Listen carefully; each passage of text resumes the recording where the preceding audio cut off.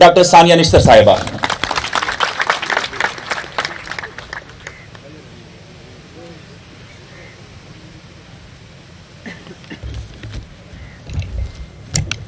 بسم اللہ الرحمن الرحیم. چیئرمین عمران خان صاحب، علی امین گنڈاپور صاحب، یعقوب شیخ صاحب، ضلع انتظامیہ کے تمام عہدیداران، بینک آف خیبر کے آفیشلز، ہمارے تمام پی ٹی آئی کے ورکرز اور میڈیا کے ساتھی، اور سب سے اہم سیلاب سے متاثرہ ہمارے سب سے عزیز بہنوں اور بھائیوں، السلام علیکم. آج ایک بہت اہم دن ہے، کیونکہ جو وعدہ چیئرمین صاحب نے کیا تھا آپ کے ساتھ، آج اس وعدے کی تکمیل کا آغاز ہو رہا ہے. آپ سے وعدہ کیا تھا کہ سیلاب کے متاثرین کی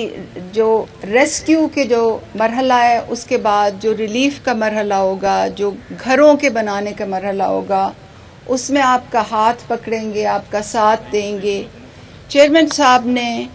5 گھنٹے کی ٹیلی تھونز کی، تمام دنیا سے اپیلز کی، اور پاکستان کی تاریخ میں پہلی دفعہ ایسے ہوا کہ ایک آدمی کی کال پر 15 ارب روپے کی پلیجز آئیں. اس پلیجز یعنی کہ جب لوگ کہتے ہیں کہ ہم اس مقصد کے لیے پیسے دیں گے. چیئرمین صاحب کی سربراہی میں اور چیف منسٹر خیبر پختونخوا کی جو حکومت ہے اس کے ساتھ مشاورت سے یہ بات کا فیصلہ ہوا تھا کہ جو ٹیلی تھون کے پیسے آ رہے ہیں وہ ہم گھروں کے بنانے کی مد میں دیں گے. آپ کو معلوم ہے کہ جب کوئی بھی آفت آتی ہے تو حکومتیں بہت سی مدوں میں مدد کرتی ہیں. کہیں جانی نقصان ہو جائے، مالی نقصان ہو جائے، گھر کو نقصان ہو جائے، فصل کو نقصان ہو جائے، مال مویشی تلف ہو جائیں. تو ہم نے یہ سوچا کیونکہ چھت ایک بڑی اہم چیز ہوتی ہے، تو جو ٹیلی تھونز کے ذریعے جو چیئرمین عمران خان صاحب جو فنڈ اکٹھے کر رہے ہیں وہ ہم گھروں کی مد میں دیں گے. اور یہ فیصلہ ہوا تھا کہ 4 لاکھ ان لوگوں کے لیے جن کا گھر پوری طرح سے ڈیمیج ہو گیا تھا، یعنی کہ اس کو نقصان پہنچ گیا تھا، اور 1,60,000 ان لوگوں کے لیے جن کا گھر جزوی طور پر جس کو نقصان پہنچا تھا. یہ ہم نے آپ سے وعدہ کیا تھا. تو آج اس وعدے کی تکمیل کا پہلا دن ہے، اور کیونکہ ڈی آئی خان کے لوگوں نے سب سے زیادہ صعوبتیں جھیلی ہیں، سب سے زیادہ مصیبتیں جھیلی ہیں، سیلاب سے سب سے زیادہ آپ متاثر ہوئے ہیں، اس لیے چیئرمین صاحب خود تشریف لائے ہیں کہ اس کام کا یہاں سے شروعات ہوں. اس کام کے 2 مرحلے تھے. یہ کام اسی دن سے شروع ہو گیا تھا جس دن سے آپ سے وعدہ کیا تھا. سب سے پہلے تو سروے کرنا تھا، اور سروے کرنے کے لیے ہم نے سب سے اہم یہ سمجھا کہ سروے شفافیت سے ہو. اکثر پہلے ادوار میں سروے جو ہوتے ہیں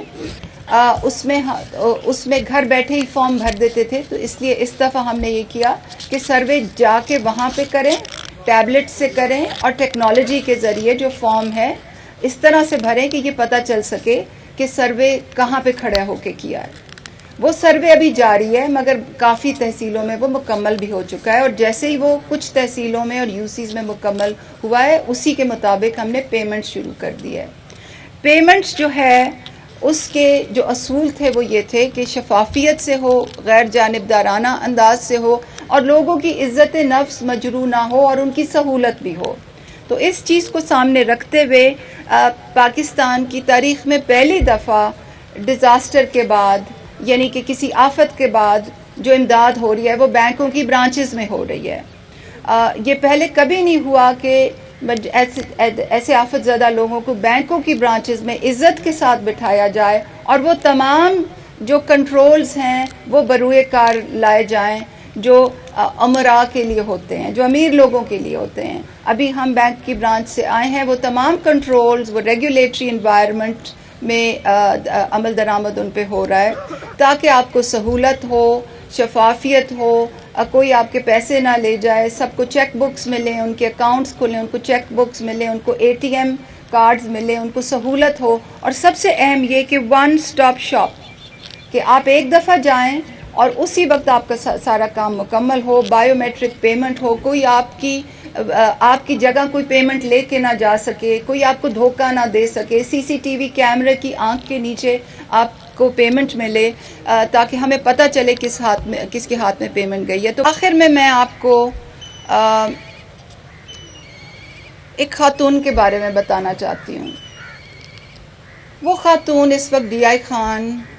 کی بینک آف خیبر کی برانچ میں بیٹھی ہوئی ہیں، بیوہ ہیں، ان کا کفالت کرنے والا کوئی نہیں ہے، ان کا خامند کے بھائی کا بیٹا ان کو لے کے آیا ہے، گھر ان کا پوری طرح سے مسمار ہو گیا ہے، وہ ایک ٹینٹ میں رہ رہی ہیں، فالج ان کو ہوا ہوا ہے، اور ان کا جو داماد ہے اس کو کسی نے کچھ دن پہلے ہی قتل کر دیا تھا۔ اس سے زیادہ بے سہارا اور مجبور خاتون